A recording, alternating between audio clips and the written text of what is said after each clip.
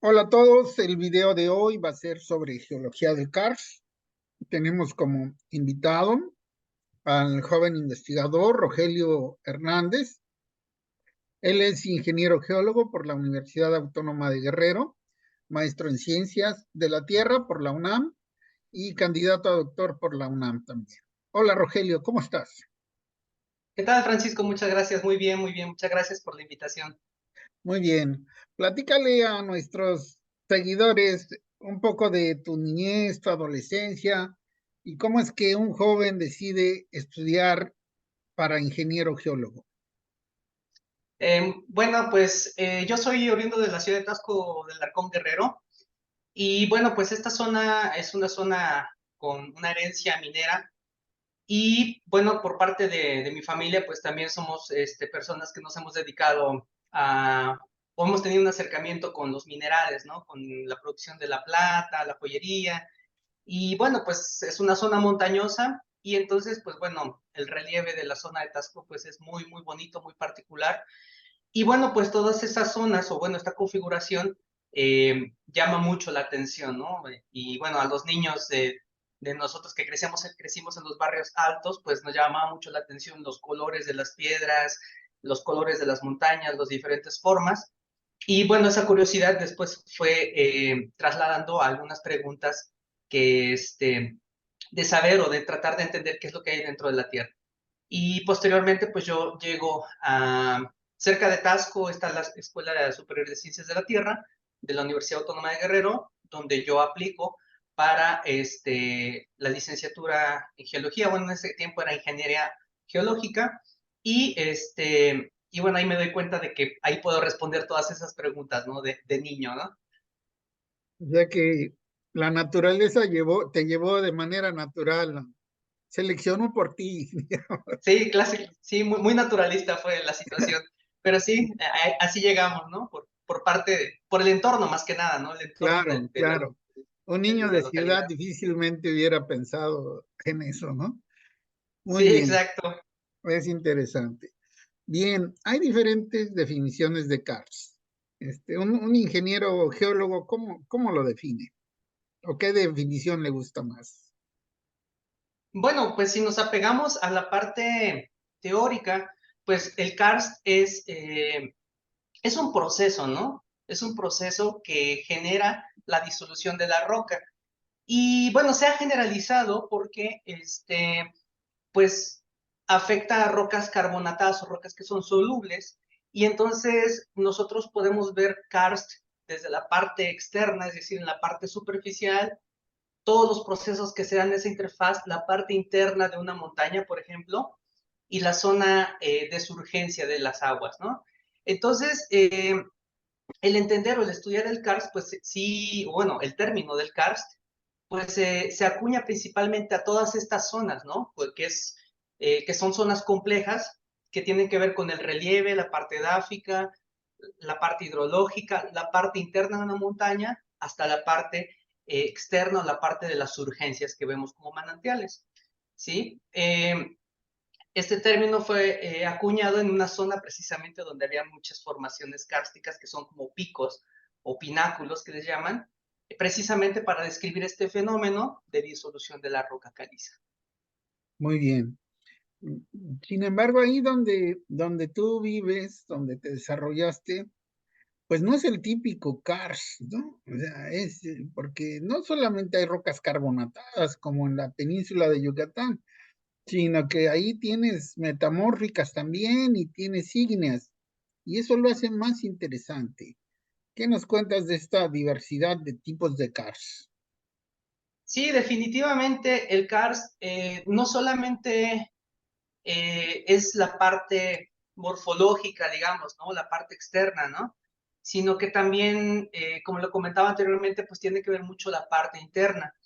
Y bueno, lo que nosotros estudiamos en la Universidad de Guerrero, o el Grupo Espeleológico Tlayolot, es precisamente esa configuración geológica tridimensional.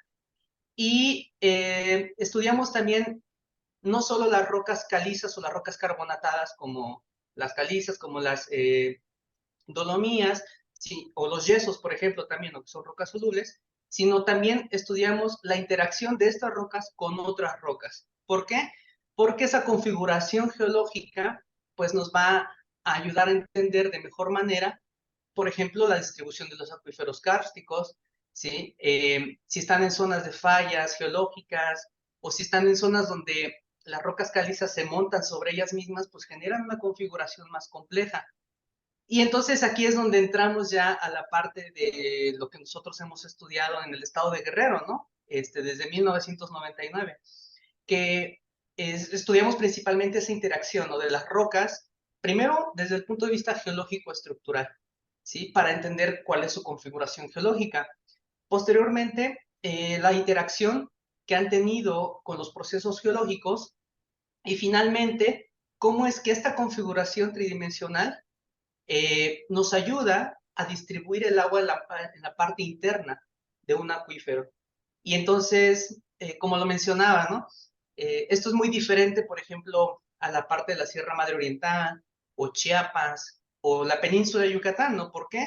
Porque hay varios factores que influyen. Uno es la edad de la roca. Por ejemplo, tenemos calizas del Paleozoico de 300, 200 millones de años. Después tenemos calizas en el Cretácico, que son de alrededor de 100 a 90 millones de años.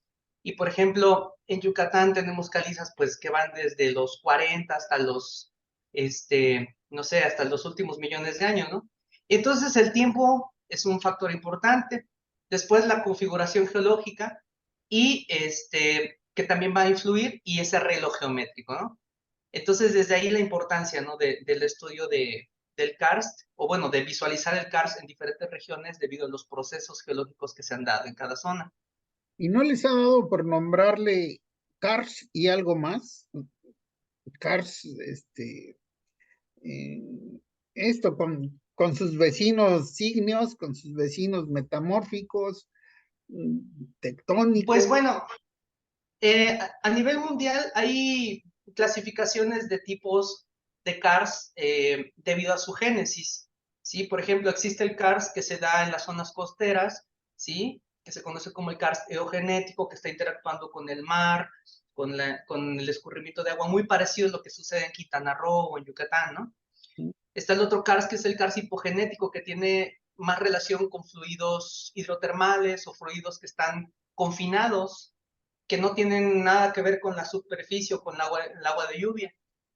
Y bueno, por ejemplo, en el estado de Guerrero, pues no tenemos esa configuración como en Yucatán, pero sí tenemos una configuración de rocas calizas donde había intrusiones magmáticas, Ujú. y estas intrusiones magmáticas tenían interacción con el agua y nos genera un karst que se llama karst hipogenético. Y tenemos otro tipo de karst que es el karst epigenético, que se da por el agua de lluvia, ¿sí? Que tenemos la interacción del agua de lluvia, el agua se percola y alimenta los acuíferos y también nos genera este tipo de karst. Claro. Entonces, bueno, por ejemplo, en el estado de Guerrero tenemos karst hipogenético, tenemos karst epigenético. A ver, nada más para que los muchachos que nos escuchan entiendan. Hipo es por abajo, epi es por arriba, ¿no? Exacto. Cuevas que nacen Sí, por influencias de abajo y por influencias de arriba, el agua meteórica que le llamas. Continúa, continúa. exactamente. Sí, y cuando por ejemplo, hay zonas kársticas, y es muy común en el estado de Guerrero, que hay zonas kársticas que tienen configuración geológica, una configuración geológica muy compleja, donde hay intrusiones magmáticas y después estos quedan en la superficie, y las cuevas o los conductos que se forman primero de manera hipogenética, es decir, en la parte interna, y después con el agua de lluvia que se reactivan, se les llama cuevas poligenéticas o zonas o sistemas poligenéticos. Entonces nosotros tenemos también en el estado de Guerrero cuevas con este tipo, ¿no? Entonces, pues nosotros nos hemos dedicado un poquito a estudiar esta parte, ¿no? Del cárcel en el estado de Guerrero. Sí, particularmente en el capítulo 3, que es el que escribiste sobre el karst de la Sierra Madre del Sur, me pareció muy interesante el diagrama de origen de las cuevas. Justo lo que mencionas, ¿no? Cuando, o sea, se generan por procesos del interior hacia el exterior y procesos al revés, del exterior al interior. Bien, y en esto el agua tiene mucho que ver, ¿no? Cuéntanos algo ahí del agua. ¿Qué Sí, pasa pues con el bueno, agua? sí, pues bueno, es que es bien complejo, ¿no? Porque, y bueno, por ejemplo, los hidrogeólogos nos van ahí a decir, ¿no? Que sí, a veces uno dice, no, pues vamos a hacer modelado del agua, ¿no? Pero es bien complejo porque en zonas como en el estado de Guerrero, que si partimos de sus tipos de rocas y su configuración estructural, pues cuando tú viertes agua no vas a formar acuíferos como sartenejas, ¿no? Como tinajas, ¿no? Sino que estos acuíferos van a estar divididos, van a estar seccionados y entonces en estas zonas nosotros vamos a encontrar flujos locales y regionales, pero principalmente guiados por zonas de fallas, zonas de cabalgaduras, por ejemplo, y vamos a encontrar cosas bien curiosas como pozos artesianos en las partes altas de zonas kársticas, ¿no? Zonas kársticas, por ejemplo, a 2.300 metros sobre el nivel del mar, que tienen pozos ahí, ¿no? Con agua, pero es agua que viene de flujos regionales, ¿no? Entonces, pues también entender el agua en zonas kársticas y estas zonas que son altamente deformadas, pues sí es un poquito complejo, ¿no? Entonces, también influye mucho la configuración geológica. Sí, en la península de Yucatán igual dicen, no, pues está planito, es fácil estudiar esto. No, pero donde estás tú todavía es peor, Sí, es más bueno, difícil. sí, es que también el agua, pues depende de todo, ¿no? La morfología interna, aunque esté planito, por ejemplo, Yucatán, aparentemente, pues hay una serie de condiciones geológicas, ¿no? Que permiten o que impiden o que alentan el paso del agua, ¿no? Claro. Entonces, tratar de entender los acuíferos de esa manera, pues es muy complejo. Hay un trabajo que me gusta mucho que es de Daniel Ballesteros, que es un investigador, un carciólogo español, que él hace modelado de estas zonas precisamente y se ve bien bonito porque en las fallas geológicas modela así como cuchillas en la parte interna y las fallas geológicas separan los acuíferos. Tal parece que están conectados, pero cuando tenemos configuraciones geológicas muy complejas, pues el movimiento del agua no es tan predecible de Ujú. manera tan sencilla, ¿no? Ok. Bien, ahora, ¿qué piensas tú que serían los mejores usos del CARS en superficie? ¿Para qué usar el CARS? ¿Solo parques?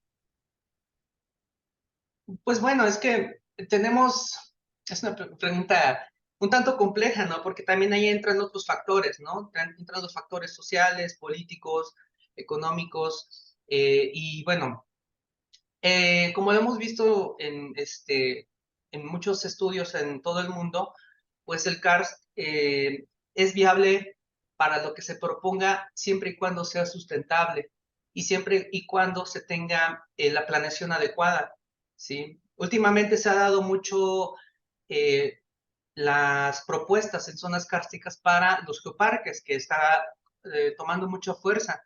Sin embargo, hay zonas kársticas que no cumplen con estos lineamientos que establecen los geoparques, ¿sí? Pero podemos tener parques nacionales, podemos también tener zonas educativas, ¿sí?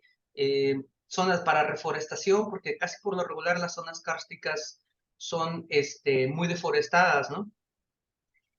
Para la siembra, ¿no? Y es muy difícil que se recuperen los suelos. Bueno, usted es el experto en eso, ¿no? Entonces es muy difícil, ¿no? Y entonces, creo que la mayoría de zonas kársticas se puede aplicar o hacer, por ejemplo, actividades de agronomía o de uso de diferentes cambios de uso de suelo siempre y cuando sea sustentable. De bajo impacto, ¿no? Sí, claro. No pensar en las granjas de 50,000 cerdos o, o áreas agrícolas con... Sí, y es que creo que también, No por se ejemplo, puede. algo bien interesante y, por ejemplo, este tipo de videos o de información a mí me gusta mucho porque nos permite llegar a más gente, ¿no? Y tratar también de hacer conciencia, porque yo he visto muchas zonas donde conectan drenajes a las grietas, basureros, las mismas granjas, y entonces quizá nos hace falta más quizá para empezar también a trabajar en el CARS nos hace falta también hacer más conciencia, ¿no? Con la sociedad y más empatía también para promover este tipo de entendimiento, ¿no? Que no es tan sencillo y hacer notar que las prácticas o bueno, la vivienda en zonas kársticas puede ser sustentable siempre y cuando se tomen las medidas adecuadas, ¿no? Muy bien, Rogelio, pues ha sido un placer platicar contigo. Agradecemos, la MEC agradece mucho tu participación en la escritura del capítulo 3 y esperamos seguir contando con tu colaboración en el futuro. Muchas gracias. Claro que sí, muchísimas gracias, doctor. Y bueno, pues aquí seguimos. Muchísimas gracias a todos y un saludo. Que A la estén muy vista, bien. gracias. Hasta luego.